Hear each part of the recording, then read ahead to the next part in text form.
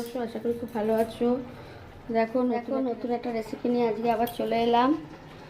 আজকে করব ফুলকপি পাতা বাটা। এই যে ফুলকপি পাতাগুলোকে ছাড়িয়ে কেটে নিয়ে আগে ভাপিয়ে নিচ্ছি। আর করব ডিম পোস্ত। এই যে পোস্ত দিয়ে ডিম। তো পাশে থাকো, দেখো আমি কিভাবে ফুলকপি পাতা বাটা করি আর ডিম পোস্তটা করি। তোমাদের কাছে সবটাই শেয়ার করবো। ঠান্ডা জলে ফুলকপির পাতাটা ধুয়ে নিতে হবে। আমি ঠান্ডা জলে ফুলকপির পাতাটা একটু ধুয়ে নিচ্ছি। মিক্সিং জারে দিয়ে বাটছি, কিন্তু একটুখানি জল এর মধ্যে দিতে হলো, কেননা না হলে পুরো পাতাটা বাটা হচ্ছে না। যেটা ছিল ওটা আমি দিয়ে দিলাম, পুরোটা এবার বেটে নেবো। এবার পুরো পাতাটা বাটা আমার হয়ে গেছে। খুব সুন্দরভাবে পেস্টটা হয়েছে, মিহি হয়েছে, বেশ সুন্দর করে পেস্টটা হয়েছে। এবার চলো কীভাবে করছি দেখো। কড়াই তেল দিয়ে দিয়েছি আর দিয়ে দিচ্ছি দেখো একটা শুকনো লঙ্কা। দেখো কালো জিরে আর শুকনো লঙ্কাটা ভাজা ভাজা হয়ে গেছে। এবার আমি দিয়ে দেবো এর মধ্যে পাতা বাটাটা। এইবারে দিয়ে দিচ্ছি পাতা বাটা।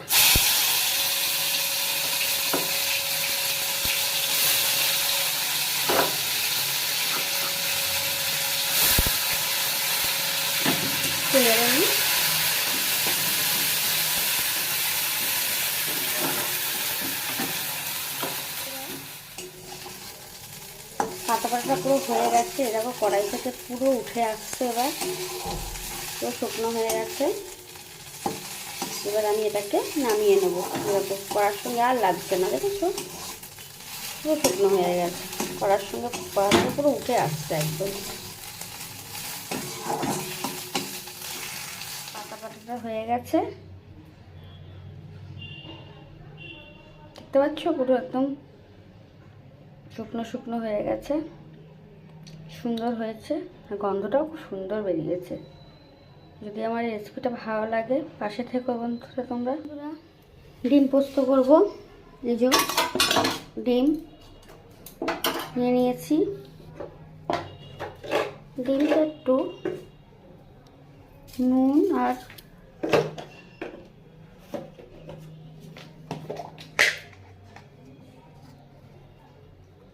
হলুদটা একটু মাখিয়ে নেব।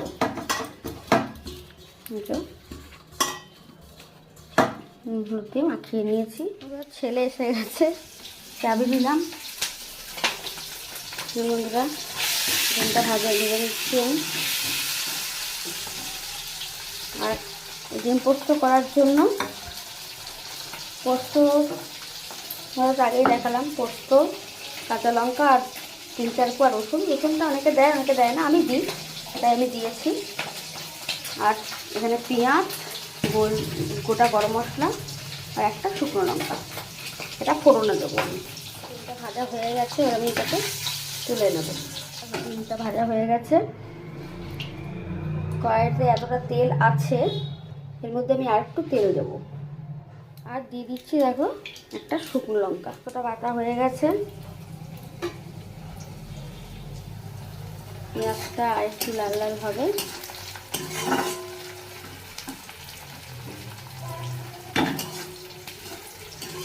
তারপর আমি এর মধ্যে পোস্তটা দিয়ে দেবো।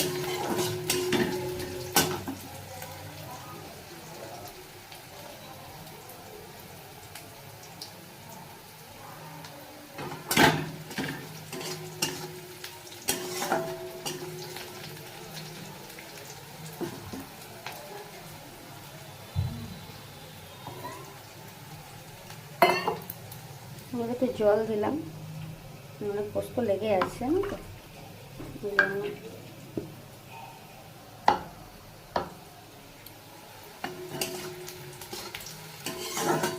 পেঁয়াজটা ভাজা হয়ে গেছে। এবার আমি এর মধ্যে পোস্তটা দিয়ে দিলাম।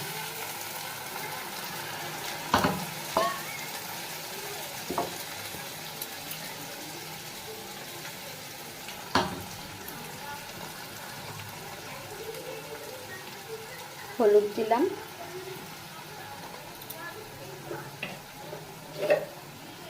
আর পরিমাণ মতো নুন দিলাম।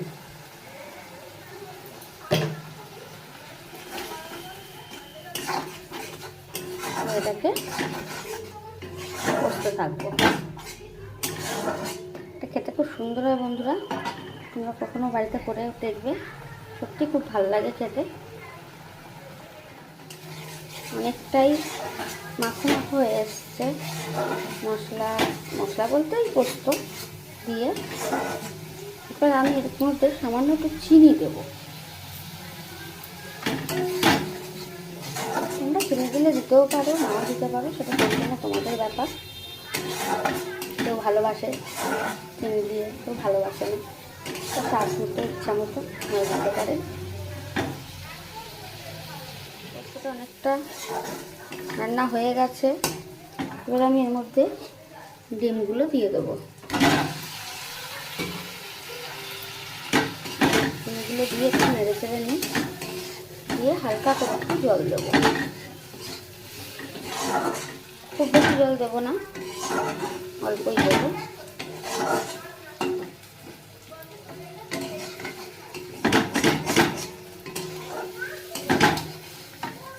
নাড়াচাড়া হয়ে গেছে। এবার এর মধ্যে একটু জল দিয়ে দিচ্ছি। আগেই বললাম বেশি জল দেবো না, অল্প মাত্রায় দেবো। এটা খুব একটা ঝোল ভালো লাগে না, একটু গামাকা হলেই বেশি খেতে ভালো লাগে।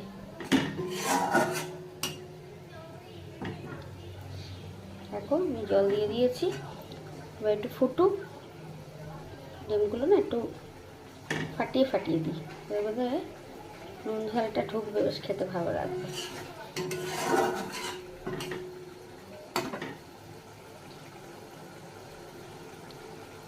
গ্যাসটা টেম করে দিয়েছি, হচ্ছে ঢেকে দিই, তাহলে বেশি ভালো হবে। ঢেকে দিলাম। আমার ডিম পোস্ত রেসিপিটা তৈরি হয়ে গেছে।